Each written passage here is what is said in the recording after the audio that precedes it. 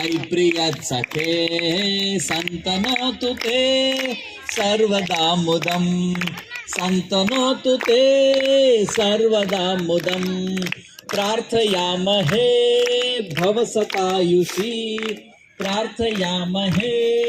भवसतायुषी ईश्वरः सदा त्वां च रक्षतु ईश्वरः सदा त्वां च रक्षतु पुण्यकर्मणां कीर्तिमज्जय पुण्यकर्मणां कीर्तिमज्जय जीवनं तव भवतु सार्थकं जीवनं तव भवतु सार्थकं जन्मदिनमिदं ऐ प्रियसखे जन्मदिनमिदं ऐ प्रियसखे सन्तनोतु ते सर्वदा मुदं सन्तनोतु ते सर्वदा मुदं सर्वदा मुदं सर्वदा मुदम् ॐ